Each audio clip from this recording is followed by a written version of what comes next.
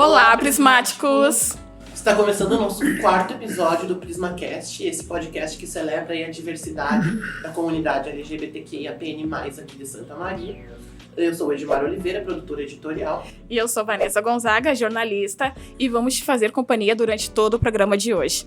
Lembrando que o PrismaCast é um produto derivado da revista Prisma LGBT e conta com o financiamento da Lei Paulo Gustavo e da Prefeitura Municipal de Santa Maria. Isso aí. E para brilhantar o nosso cast hoje, a gente trouxe como convidado Cássio Aguiar, que é produtor editorial também, que nem eu. E marido do Alisson Fernandes, que é designer de moda, aliás. E pai do Rian e do Eric. E também contamos com a participação do Carlos Alberto Flores, mais conhecido como Calu, que é formado em filosofia, artesão e tem a arte do origami como paixão. É companheiro do microempresário João Sodré, que é doceiro, famoso por suas cocadas, e estão juntos há mais de 40 anos, e é diretor-geral do BRIC da Vila Belga. João e Calu têm 2 filhos adotivos, o Alexandre e o Rafael. Isso aí. Cássio, Calu, é um prazer terem aceitado o nosso convite. Como vocês estão aí nesse sábado frio de Santa Maria? Tá frio mesmo. Obrigado, gente, pelo convite. É uma honra estar aqui com vocês. Já conheço a trajetória de vocês há bastante tempo e gosto muito de como vocês conseguem enaltecer a nossa comunidade, que eu acho que esse é o ponto, é trazer possibilidades novas para as pessoas entenderem que a gente é gente como todo mundo, né? E agradeço muito a oportunidade, é uma honra. E eu fico bastante contente de estar aqui hoje, porque eu sempre gostei de contar histórias. E contar a minha história também é muito prazeroso, assim, saber que vocês têm interesse em conhecer um pouco dela. Ah, que bom, gente. E, dando continuidade ao nosso programa, o tema de hoje é adoção e famílias homoafetivas. É um assunto muito importante para a comunidade LGBTQIA+, já que ainda é rodeado de muito tabu e preconceito. A adoção de casais da comunidade ainda é um desafio no Brasil. A adoção homoafetiva, né, ela representa uma conquista significativa para a igualdade e a garantia de direito à parentalidade, independente, então, da orientação sexual. Exatamente. E abrindo aqui a nossa roda de perguntas, vamos começar com a construção dessas famílias homoafetivas. Calu, pode compartilhar um pouquinho conosco como foi que começou a tua história de amor junto com o João? Bom, era anos 70, né? na Universidade Federal de Santa Maria, eu era estudante de filosofia e fiz depois algumas disciplinas também do curso de cênicas. E eu vivia fazendo tudo que era curso pela universidade, né? Fazendo aulas especiais e tal, com aluno especial em vários lugares. E eu conheci daí o João, que era zootecnista, estudante de zootecnia, e ele tinha vindo do Rio de Janeiro para Santa Maria, e logo que ele chegou aqui eu conheci o João, porque o nosso prédio era próximo e a gente frequentava o mesmo bar, nós tínhamos muitos amigos em comuns, então eu sempre encontrava o João por ali e tal, mas não imaginava que um dia ia rolar e que depois de 3 anos a gente ia passar a viver juntos, né? Então eu conheci o João assim, dentro daquele período da universidade. E desde que a gente se conheceu, a gente nunca mais se largou, né? Faz 46 anos que a gente está vivendo juntos. Há 6 anos a gente casou, foi quando foi permitido, né? Foi o acontecimento, assim, da relação, né? E o João foi uma pessoa bastante importante na minha vida, né? E na construção depois, mais tarde, da nossa família, né? Quando a gente decidiu por adotar, né? Por ter os filhos, né? Juntos conosco. Então é isso. E tu, Cássio, como é que começou a tua historinha de amor com o Alisson? No carnaval. Gente! A gente tinha uma amiga em comum, sem saber, e ambos estávamos torcendo para ela no mesmo concurso, e ela fez um meio de campo, assim, sem a gente também nem muito perceber, assim. Nem tipo, percebeu, já foi meio, indo. tipo, ele tava na torcida de um lado, eu tava na torcida do outro, assim, na mesma torcida, mas um de cada lado, assim. E a gente se olhou, assim, mas tipo, daí ela falou de mim pra ele falou, mas foi assim, ela meio que fez um meio de campo, assim, sem a gente saber. Aí depois apareceu um depoimento no meu Orkut. Eita! Exatamente. Pra quem não conhece Orkut, lamento, mas era muito legal. Era maravilhoso. Era maravilhoso, mas tá tudo bem, né? Não vamos entrar em detalhes. Vou entregar muita idade. Né? Quando eu conheci com o João, a gente nem imaginava que um dia ia ter Orkut. Então, já nem tem mais Orkut. Foi assim, né? Passou. Mas aí, esse depoimento me convidava pra ir numa outra festa de carnaval. E aí eu aceitei. E eu me apresentava na época com um grupo de dança e eu tava em Cruz Alta me apresentando, eu cheguei de madrugada, ele tava numa parada me esperando pra ir nessa festa de carnaval que era nas Dores. E naquela época ainda tinha desfile em Santa Maria. E daí daquele dia, no outro dia a gente se encontrou e ele me ajudou, porque eu carregava uma fantasia muito pesada no desfile. Aí no outro dia ele me ajudou também, no outro dia... Acho que no outro dia a gente já começou a morar junto. Assim, foi tipo... Meu Deus! Muito rápido. Desde então a gente... Foi indo de pouquinho em pouquinho, mas foi indo. Foi muito rápido, mas muito... com muita certeza. Assim, coisas que eram pra ser. 14 anos. Gente... Esse tempo todo. E foi assim. A gente começou logo a morar juntos e... Enfim, quando foi possível casar, casamos. E como que foi o processo de descoberta de vocês quanto homens gays, né? Tanto do Cássio quanto do Calu, como que foi? Como que é essa relação com a família pra vocês? Bom, a partir aos 13 anos, 12, 13 anos, assim, eu já tinha certeza, assim, de que não teria retorno, e que eu teria essa orientação, né? Aí, quando eu tinha 15 anos, assim, eu chamei meu irmão, tem 3 anos mais do que eu, ele já estava para fazer 18 anos, eu com 15, e eu comentei para ele, né? Comentei com ele de que eu tinha uma atração muito grande por meninos, que eu estava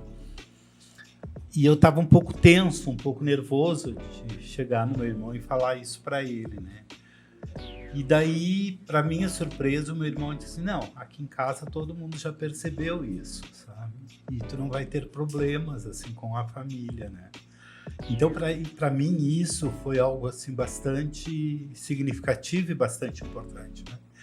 Eu fui criado dentro de uma família, meus pais, assim, são pessoas bem simples, né? Meu pai tinha 3ª série primária, minha mãe tinha até a 5ª série, mas a gente foi criado assim com muito amor, muito carinho e muita compreensão. E eles sempre colocavam isso para nós, né? De que independente de qualquer atitude nossa, qualquer orientação que a gente fosse ter, que nós teria apoio um do outro, né? E eles nos criaram também assim. Nós somos 5 irmãos e os 5 irmãos sempre protegeram uns aos outros, né? Então isso me deu uma tranquilidade, sabe? Um dos dilemas que eu tive, uma das incertezas, assim, foi desde os 13 anos, assim, que eu comecei a ter essa orientação. Uma das coisas que eu tinha muito receio, assim, é que eu sabia que eu não ia poder ter filhos. E para mim isso era algo muito chocante, porque eu vinha de uma família exemplar, né? E eu queria muito constituir família, eu queria muito ter filhos. Desde criança, assim, eu sempre tive o sonho de ter filhos, né? De constituir uma família. E para mim, a minha orientação não teria, eu não via a possibilidade, principalmente naquela época, né? Isso eu estou falando em 65, 60 e pouco. Então, quer dizer, é uma época em que eu não via muita perspectiva, sabe? O meu pai, além dos 5 filhos, meu pai vivia querendo propor assim para a família, para minha mãe principalmente, que ele queria adotar outras crianças. O meu pai tinha o sonho de adotar, de ter filhos e tal. Então, esse sonho de adotar crianças, eu herdei do meu pai. eu sempre quis ter filhos, né? Então eu sempre quis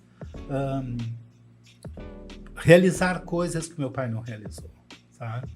Meu pai foi um homem que morreu muito jovem, né?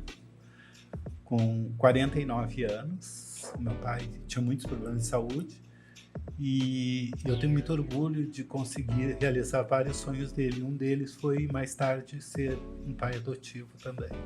E tu, Cássio, como que foi essa descoberta? A gente sempre sabe, assim, eu acho que a partir do momento que a gente começa, acho que essa transição aí para adolescente, até antes, porque antes às vezes a gente tem, né, algumas características que outras pessoas se incomodam e a gente não entende por quê, e, né, então isso gera conflitos na escola e gera conflito aqui, conflito ali. Então eu sempre fui uma criança que vivia resolvendo conflitos sem entender o que estava acontecendo, assim. Mas se resolvia. O meu maior conflito de toda a minha infância é minha comadre hoje, e tá tudo bem, a gente resolveu muito bem os conflitos.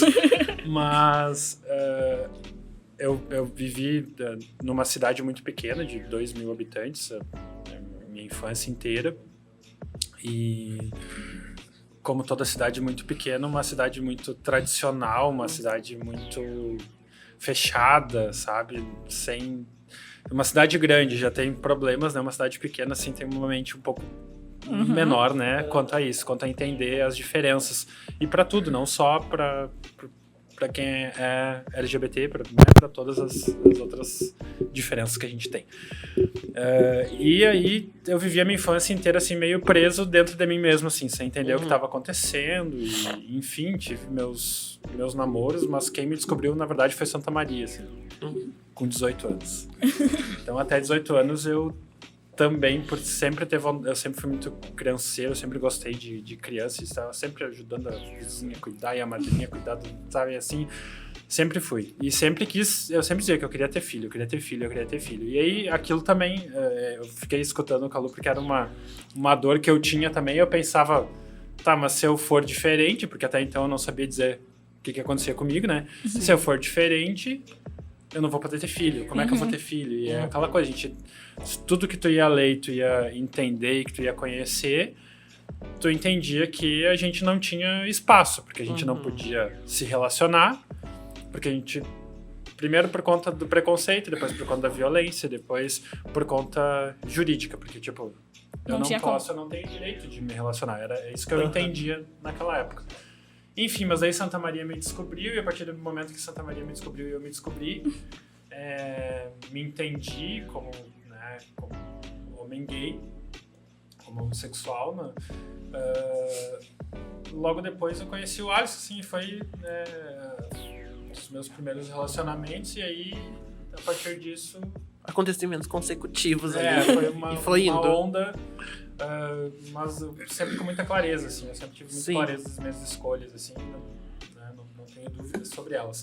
E o meu casamento foi esse divisor de águas, assim, porque daí eu disse, olha, né, eu sou homossexual, eu tenho um parceiro, e eu vou casar com ele, e a gente vai adotar. Esse foi assim, eu deixei claro para todo mundo, né, o meu núcleo familiar, desde o momento que eu consegui essa proximidade de me relacionar com eles, de falar sobre isso abertamente, tudo sempre foi muito claro e muito aceito, e eu sou sempre muito amigos do Alisson, assim, eles têm uma conexão muito legal com o Alisson, mas a partir dali eu comecei a abrir pro meu núcleo extenso, assim, pros tios, padrinhos, avós, né, não sei o quê, e aí eu comecei a entender quem que daquele núcleo fazia realmente parte da minha família e quem não fazia mais. E o meu casamento foi esse divisor de águas. Todos foram convidados e aqueles que não faziam parte, eles realmente não vieram. Ficou mais claro. E a partir desse momento eu tirei um peso das minhas costas, que era aquela obrigação que a gente não deveria ter, mas que sobrecai, né, cai nos ombros da gente, que é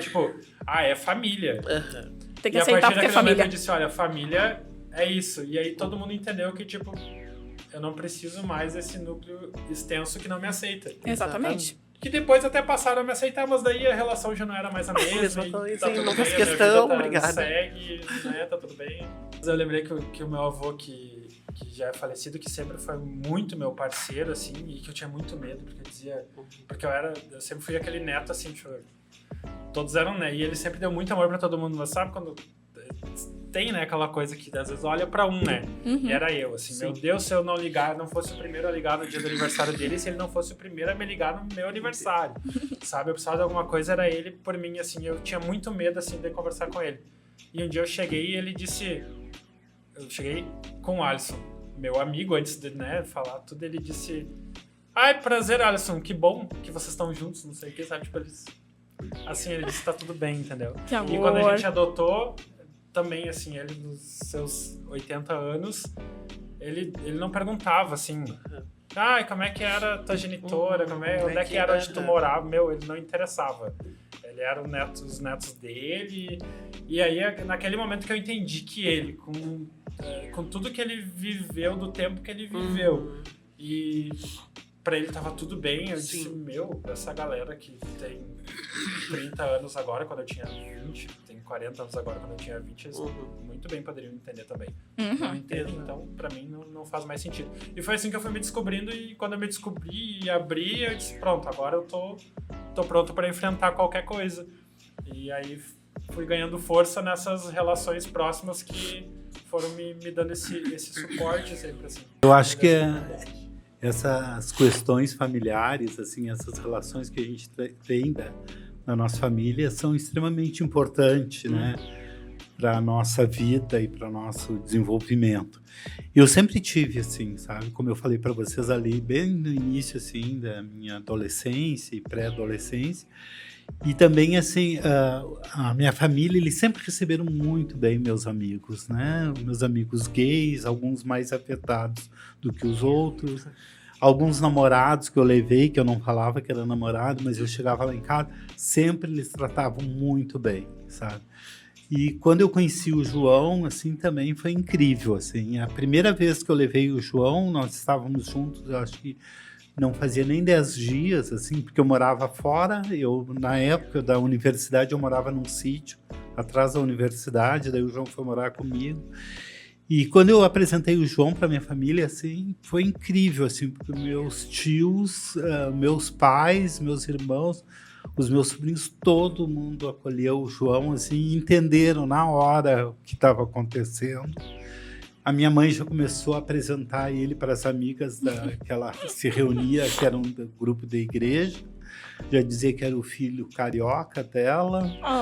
E ela dizia assim... Aí eu me lembro de uma tia minha, bastante conservadora, que é testemunha de Jeová, que fazia uns anos que não vinha, que era do Paraná, veio em Santa Maria, daí no café, assim, de tarde lá, eu e o João chegamos, e a minha mãe estava com a minha.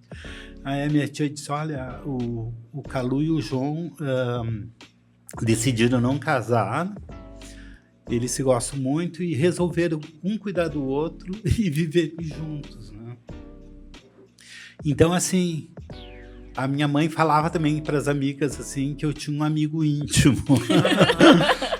Então, assim, era incrível a forma que ela criava, né, de nos deixar à vontade, de dizer, tá tudo ok, tá tudo... Vocês são acolhidos. Vocês são acolhidos, né? E os meus sobrinhos também já chamavam o João de tio João, já desde pequenininhos, assim, já foram se habituando. E isso que eu nunca falei para eles, o João é meu namorado, nós estamos vivendo juntos. Mas eu sempre tive isso. E isso, para mim, eu acho que o sucesso, assim, desses 46 anos de casamento, claro que hoje a gente já nem depende mais da família, né? Mas eu acho que foi esse fortalecimento da família, a aprovação da família, eu acho que é muito importante. Quando o Alisson estava falando do avô e contando as coisas, é exatamente isso que eu sinto, sabe? Alisson. Cássio. Delicado, corrigir, desculpa. Eu entendo. Então, assim, eu acho que é bem isso, sabe? Eu acho que o fortalecimento tem tudo a ver, né?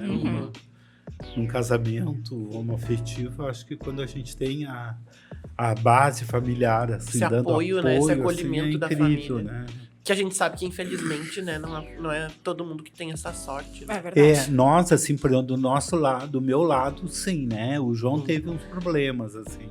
Sim. Ele teve um problema com uma irmã e tal, logo que ela descobriu e tal, e já fazia muitos anos que a gente já estava junto. E então nós tivemos um choque, assim, ela ficou um bom tempo sem sem conversar comigo, né? E hoje, depois a gente virou assim grandes amigos, né? E a gente tem uma grande relação e eu sou muito amigo da família do João, eu convivi bastante. O pai dele mesmo foi bastante receptivo quando ele descobriu a minha vida com o filho dele, né? E, então foi muito incrível. A mãe do João já estava com muitos problemas de saúde, então ela não entendeu o que estava se passando, Sim. né? Mas eu tive esse acolhimento mais tarde. Lá demorou um pouco mais, teve um pouco de conflito lá, né? E isso atrapalhou um pouquinho a nossa vida, né? Isso foi bem interessante, assim, a minha irmã foi a primeira familiar que falou comigo sobre isso, assim, não fui eu que procurei ela. Minha irmã é 7 anos mais nova que eu, então ela estava entrando na adolescência e eu já morava fora de casa, eu saí com 14 anos para estudar fora e ela me chamou um dia, assim, ela veio, passou um final de semana aqui e tal, e esperto que ela voltou embora, ela mandou uma mensagem gigante que até hoje no Facebook, eu estava olhando, porque de vez em quando eu revisito, assim. Foi muito bonito, assim, porque daí ela escreveu e começou com milímetros, assim. Tipo, foi indo pelas beiradas. Né? E acabou com... Então, tu saiba que eu te aceito, porque eu te amo. amor! Tipo assim, eu fiquei pensando, mas eu nunca falei nada sobre com ela, entendeu? Mas ela foi pegando ali. Ela foi pegando o Se eu jeitinho. precisar, né, ajudar em casa, eu vou ajudar, a gente vai conversar com a mãe, sabe? Ela tava entrando na adolescência, tu pensa, pô, é muito da construção de como que é construído a educação em casa, Exatamente. sabe?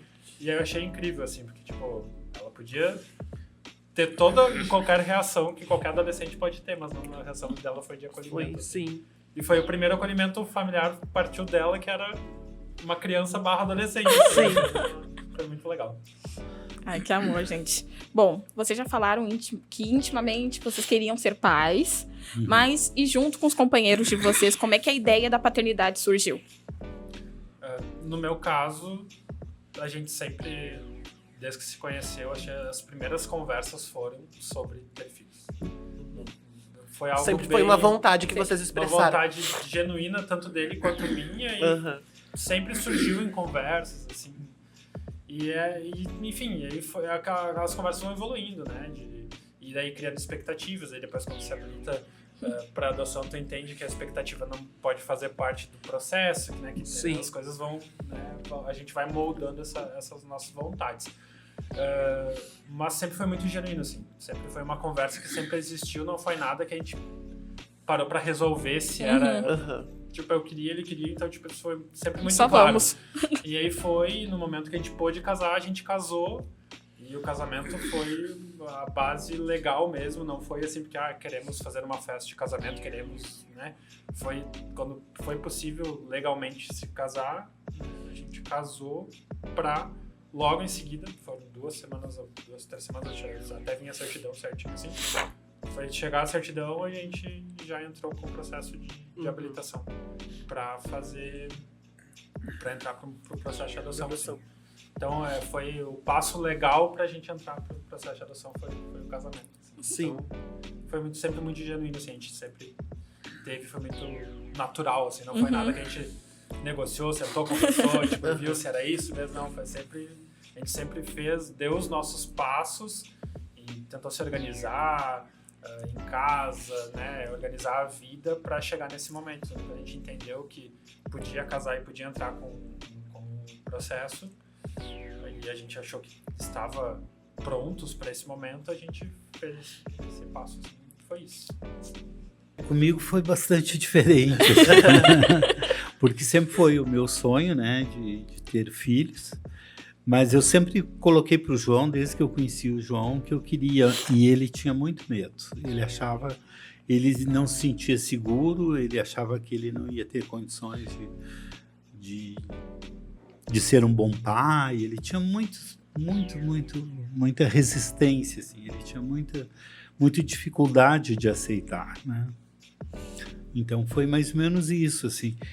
Mas daí, quando a gente estava morando em Saquarema, lá no Rio, eu criei uma associação de moradores e criei várias atividades na comunidade. Eu construí um prédio, inclusive, fazendo festas, fazendo um monte de bingos.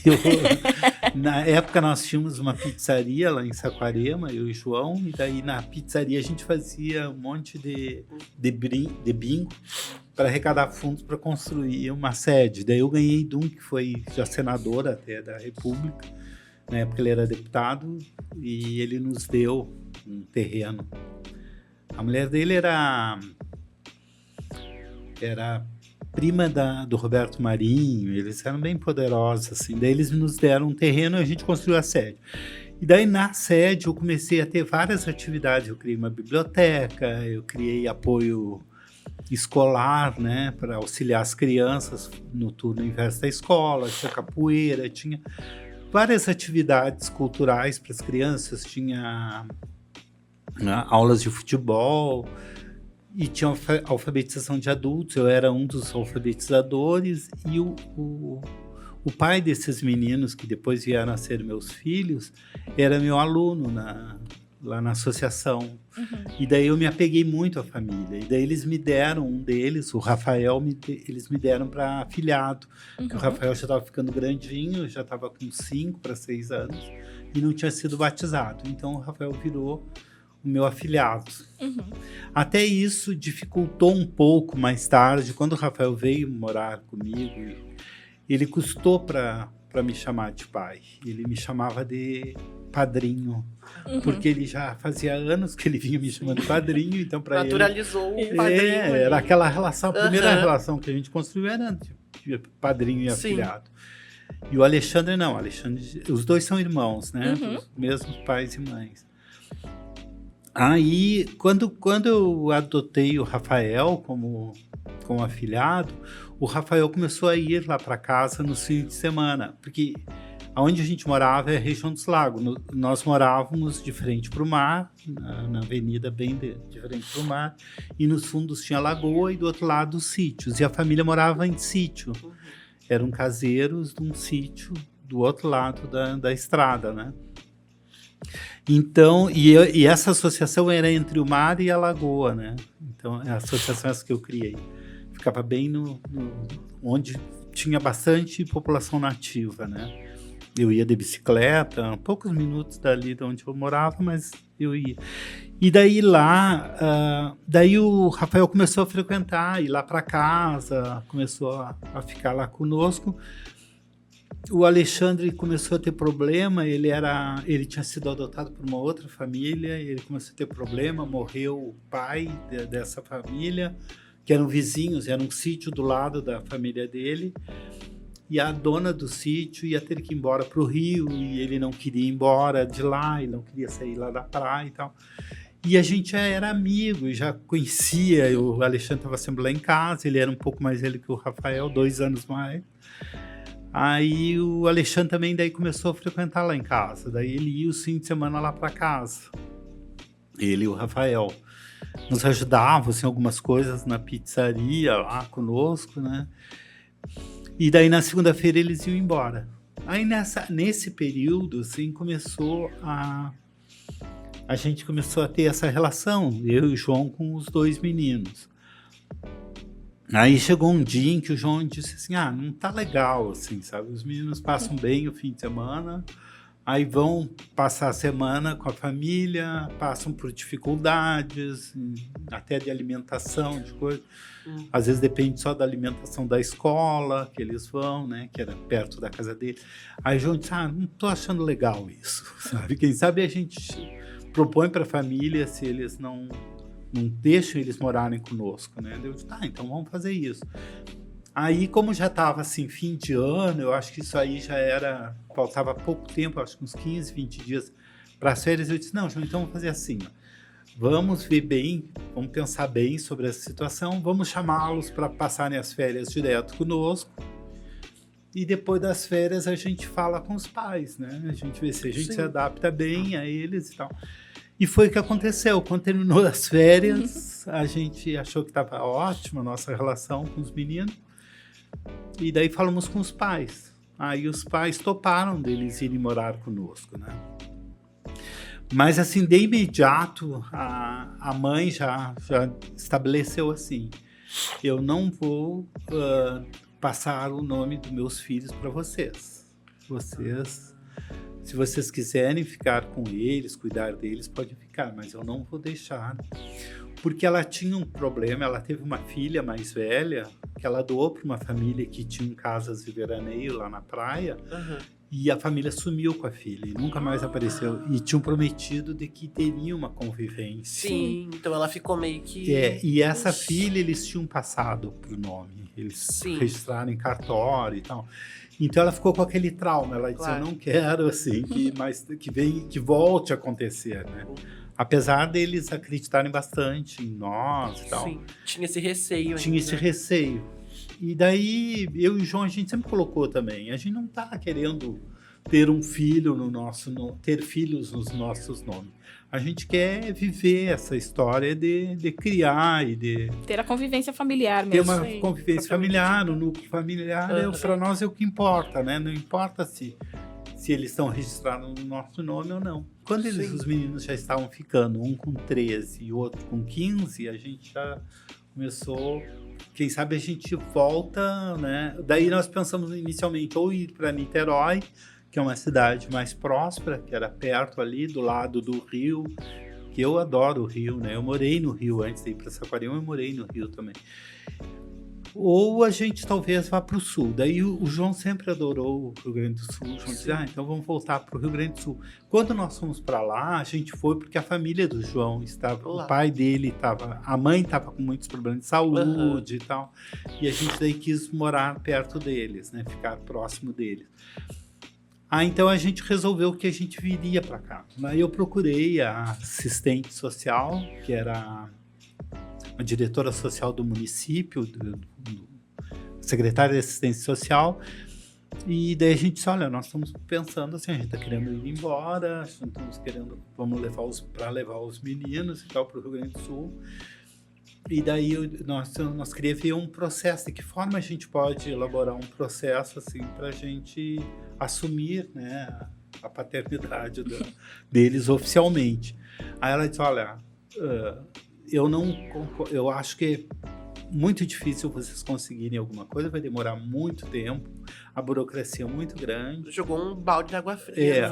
Daí ela disse, eu acho que a ideia melhor assim é vocês irem num cartório com os pais e os pais autorizem vocês a levarem para o Sul para eles estudarem, para ter uma outra vida. Meio que encurtar o caminho. Daí ela criou, ela fez um documento, a gente registrou em cartório e os pais assinaram nos liberando. Ela disse, pode dar problema algum dia se os meninos tiverem algum problema de justiça, enquanto eles são menores, vocês são os responsáveis, vocês vão ter que responder por eles.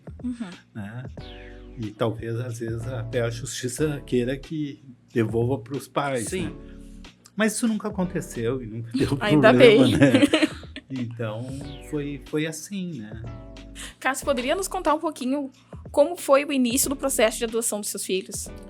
Sim. Bom, a gente casou, então, e a partir do momento que a gente legalmente estava casado, a gente conseguiu entrar com um processo conjunto de habilitação para adoção, né? E o processo de habilitação para adoção hoje, né, porque é um processo para a gente, ainda mais, né, um casal homoafetivo novo, a gente se habilita no fórum, então a gente passa por um curso de adoção, onde se fala sobre expectativas e, né, e tudo mais. A gente passa por uma análise psicológica, enfim, então faz um cadastro, faz uma análise psicológica pelo curso e daí uma habilitação, né, pelo juiz. O juiz decide se a gente tá apto, conforme a análise psicológica e tudo mais, e se é vontade de ambos fazerem esse processo de adoção ou não. Então a nossa análise psicológica ela é separada, né, Sim. para entender se a mesma vontade do Alisson é a mesma vontade Mesma minha, tua, nesse caso. Aí, habilitados, a gente entra no processo, no sistema que se chama SNA, que é o Sistema Nacional de Adoção hoje. E esse sistema falando na linguagem atual, é como se fosse um Tinder. Por que como se fosse um Tinder? Porque ele dá match entre... porque não se procura crianças para os pais, né? Se procura pais para as crianças. É um caminho inverso do que a gente acha. Então, o sistema... a gente tem lá uma ficha de de habilitação, com o perfil que a gente aceita.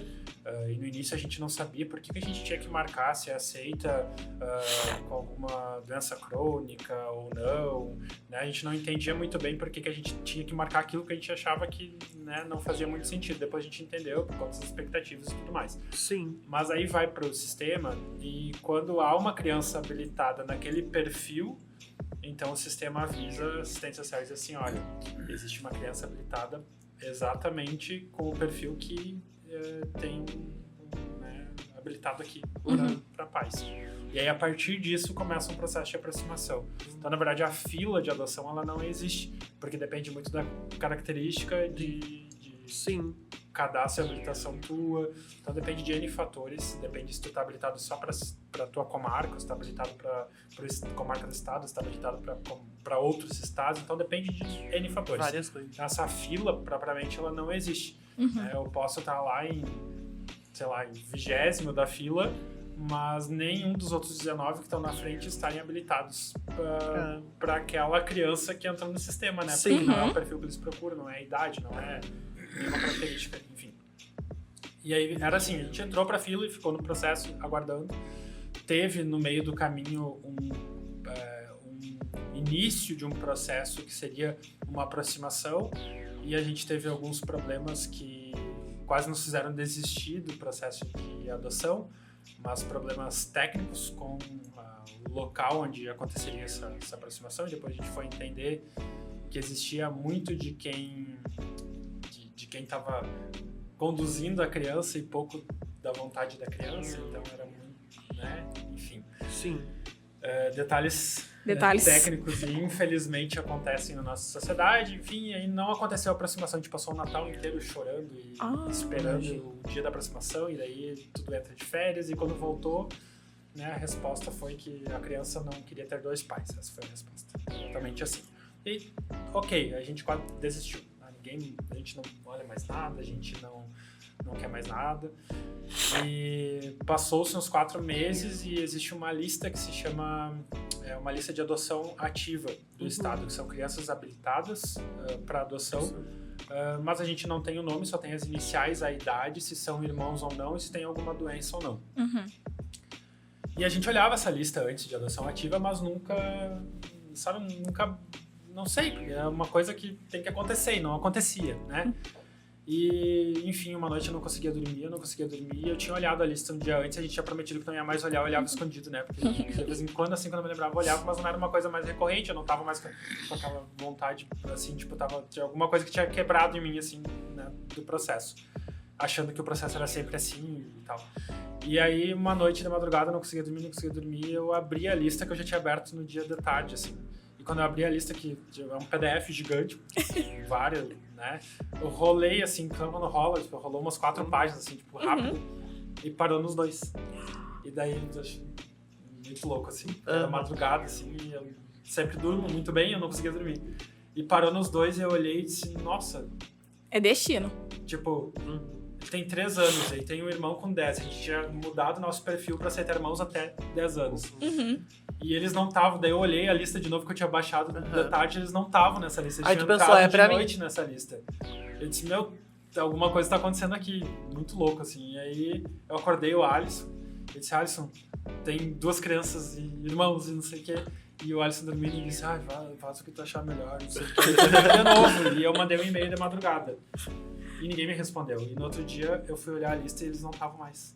E eu disse, meu Deus, o que tá acontecendo? E mandei 500 e-mails pro fórum e tal, e eles responderam, não, calma, que vocês se habilitaram pra aproximação com eles. Agora a gente vai analisar o perfil de vocês e a partir disso a gente vai iniciar uma aproximação se for possível, né? E aí foi que começou o processo com a comarca onde as crianças estavam. Mas eles saíram da lista porque já existia uma habilitação de aproximação que era nossa, que era pra vocês, não claro. ter outra habilitação de aproximação. E foi assim, a gente conheceu eles no dia 13 de março de 2020, quando a pandemia estava iniciando. Iniciando Dia no começo. 17, daí eles passaram, a gente conheceu eles, levou eles pra passear. No final de semana a gente ficou vendo eles e levava pro lar. Na segunda a gente foi buscar eles no lar de novo e eles vieram para o apartamento que a gente estava, lá na cidade deles. E aí fechou tudo. E no fechar tudo, o fórum liga e diz assim, vocês querem fazer o primeiro pernoite? Tudo bem. A gente não tinha roupa, a gente não tinha escova de dente, a gente não tinha nada. E tudo fechado. E a gente começou Caos. a catar lugar pra conseguir comprar alguma coisa. Aham. E daí a gente era orientado a não dar presente, a não dar roupa sim. e tal. Então, no mínimo, eu vou ter que dar um jeito, né? Sim.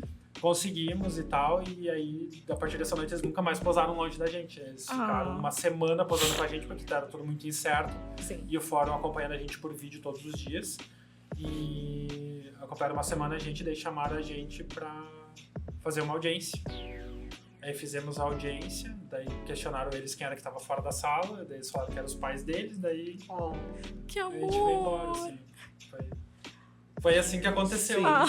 E foi no meio da pandemia, tudo fechado, e a gente passou Toda toda a pandemia fechado, sem saber, sem descobrir como que era pra fora, assim, descobrir como que a gente ia se relacionar fora de casa. Sim. Então o nosso relacionamento foi muito assim, tipo, muito...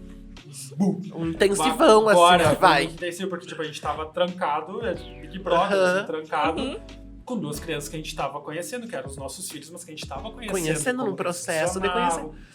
A aproximação foi muito diminuída nesse período. Sim. Por mais que o acompanhamento ele foi muito mais extenso do que normalmente é, porque daí a gente tinha acompanhamento semanal, com a equipe e tudo mais. Sim. A aproximação que leva uma etapa maior foi diminuída. Mas foi assim Que viemos aconteceu. embora. Que E é amor. muito bom ver tu contar todo o processo, até pra quem nos acompanha, pra saber mais ou menos como que se estrutura, né? Pra quem tem, né, interesse Exatamente. em É, entrar porque tem todo com um esse. cuidado, burocrático, Porque às vezes quando a mas- gente pensa em adoção, a gente tem algumas ideias, né? E é legal ver alguém que passou como tu e o Calu, por mais que tenham diferenças, né? Pra saber realmente como que de fato acontece, né? Enfim, mas muito legal. E quais foram os principais desafios, assim, de constituir uma família a partir da adoção? Quais os principais desafios que vocês encontraram nessa questão de adoção, assim, de ambos? Pra mim foi entender que a gente achava que estava preparado, a gente não tava. Eu acho que nunca ninguém tá preparado para ser pai ou mãe. Independente se é por adoção ou não. Ou não? A gente tenta sempre dar o melhor, mas estar preparado acho que é uma palavra, Sim. é uma expressão muito além do que como a gente consegue, porque a gente tá sempre aprendendo todo dia como que a gente lida com N situações que a gente não esperava lidar. É mais ou menos isso. Mas foi incrível, assim, porque no primeiro momento que a gente viu eles e foi no fórum, eu não sabia o que fazer, eu disse, eu não sei como chamar. Eu perguntei pra ciência social o que eu faço, e ela disse, deixa eles conduzirem como que vocês vão chamar eles. E aí Sim. entrou o Rian tinha 3 anos, ele oralizava muito pouco, ele não tinha incentivo e tal, então o que ele falava era muito pouco, assim. E ele entrou com um desenho, assim, na mão, foi muito incrível, assim. Ele e o Eric, assim, o Eric meio carregando ele, se empurrando ele nas costas. E ele olhou, e aí todo mundo se olhou, tipo, ninguém sabia o que fazer. Se corria, abraçava, se não fazia nada, se Sim. sentava na mesa, se esperava. E ele olhou... Esse desenho é pros meus papais. Oh, Que eu já amor! entendi agora que eu virei pai. Aquele momento que tu escuta. Foi a virada Eu entendi de que eu era chave. pai Ouve. naquele momento, sabe? Porque eu disse, eu não sabia o que fazer, eu não sabia se eu chamava pelo nome, o que eu fazia. E aí ele disse, esse é o desenho pros meus papais. Esse é o desenho que eu trouxe pros meus papais. E me olhou. Ele olhou pro Alisson. E daí ele veio dar o desenho. Daí eu disse, Ai, que é amor. Sim. E aí, a partir dali, foi pai e filho o tempo inteiro, assim, nunca... Não teve essa distância de nome, assim, sabe? De se chamar para outro termo. E foi, assim. Foi bem natural, assim, pra ele. Foi super natural, assim. Porque é super natural ter 2 pais, é incrível. Incrível. Pro Eric também. Sim. Mas o Rian, como ele é menor, ele é mais espontâneo, né? Pra dar essas Sim. respostas. E ele é super natural. De uma caixa do supermercado, assim, disse pra ele queria levar um pirulito, daí ele queria trocar por um batom e ficou naquela, né, de chocolate, Bem pirulito, decisão. sem querer, ela disse assim, não, hoje tu leva o pirulito e amanhã tu vem com a tua mamãe e leva o chocolate. Eita. E ele olhou, qual é, tia? Tu não sabe que eu tenho 2 pais. Que Muito natural, Pra ele é sabe? muito natural, claro. Muito natural, e aí tá tudo bem, assim, ele entende, Ah. ele trabalha super tranquilo com isso, assim. Sim, coisa boa. Tranquilo pra ele. E aí? Quais foram as lições que a paternidade trouxe a vocês? Pode começar, Calu. Bom, para mim, assim, fortaleceu bastante, né? Minha relação com o João, assim, foi a constituição da família, né? Não era mais uma relação a 2, né? E a vida toda, todo esse processo, todo esse período que a gente está com os meninos, assim, é de muita alegria.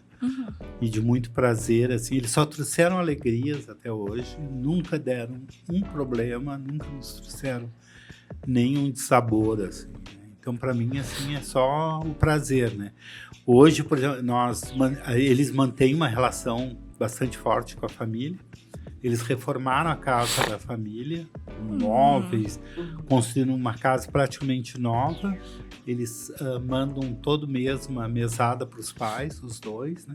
Então, essa responsabilidade que eles têm também com a família biológica, assim, eu acho que é muito importante. É muito legal. Sim. Além de ter imitado também os 3 netos, né? Coisa fofa. Pra mim também acho que foi entender assim que não era mais sobre mim ou sobre mim e o Alisson, porque a gente sempre teve uma vida onde a gente se cuidou muito assim e se apoiou muito em todas as decisões, mas que era uma vida sobre nós e eles, né? Nós todos. Nem a nós e eles, é nós todos mesmo. E aí, a partir desse momento, assim, as coisas começaram a mudar, assim.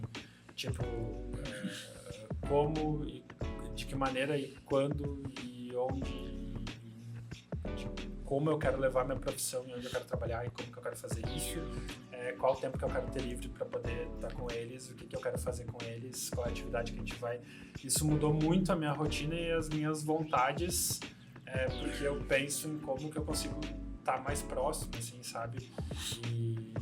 E fazer eles se envolverem no nosso dia a dia, assim, porque, óbvio, eles têm uma história anterior, né? E eles carregam essa história com eles e...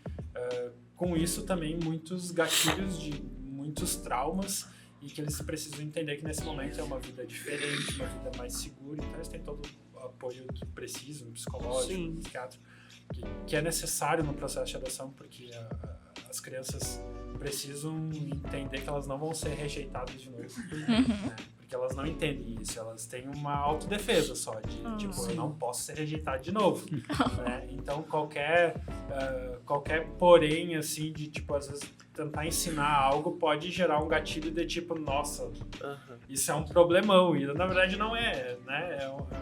É ensinar algo, né? Então o desafio mesmo é ter essa dose de como que eu ensino enquanto pai e no processo de adoção a dose em dobro de empatia que eu tenho que ter e de me colocar naquele lugar de tipo, eu não sofri, eu não passei por que eles passaram, então às vezes o que pra mim é muito tranquilo, e eu tô falando de uma maneira muito tranquila e tô tentando ensinar de uma maneira muito tranquila, pra eles não é, porque eles já tentaram, em algum momento alguém já tentou ensinar de uma maneira que não foi tranquila, que às vezes foi violenta, que às vezes, né, mexeu com toda a dignidade deles, assim, como ser humano, né? Então, assim, esse é o maior desafio, assim. Na opinião de vocês, como que as políticas públicas, né, e a legislação poderia facilitar esse processo de adoção de famílias homoafetivas? Eu acho que hoje a destituição ela é muito demorada, hoje tratando um processo legal de adoção. Eu entendo o porquê que ela é demorada, mas eu acho que falta hoje um contingente de mais pessoas que olhem pelas crianças para que porque às vezes está muito claro que essa destituição vai acontecer, mas daí se busca muito a família estendida até se esgotar essa possibilidade, porque a legislação diz isso. Exato. Mas aí até tem esses prazos de tipo, o avô não quis ficar. Tá, 30 dias para recorrer, 15 dias para não sei o que. Legalmente, isso vai estendendo tanto o prazo, essas crianças passam tanto tempo numa casa né, num lar, num abrigo, e elas perdem esse tempo que elas poderiam ter de convivência numa família que está esperando por elas. Né? E no caso dos meus filhos foi isso, eles passaram 3 anos no lar. Né? Com 9 meses até os 3 anos. O Eric também, com 7 até uns 10. E estava muito claro, se a gente lê hoje o processo, está muito claro que a destituição, em algum momento, ela ia acontecer. Mas como a gente tem tantos prazos legais para tudo, se estende muito. E eu acho que poderiam existir políticas que agilizassem esse processo, não o processo de adoção em si, porque ele acontece de maneira até rápida, Sim. mas o processo de destituição, que é o que faz muitas crianças ficarem no lar sem destituição e sem uma família substituta. Então elas ficam naquele limbo ali que elas não têm nem família biológica, nem família substituta, então elas não têm família, na verdade. Elas estão ali enquanto a lei tenta agir para tentar recolocar elas na família estendida, e é muito difícil isso acontecer, sabe?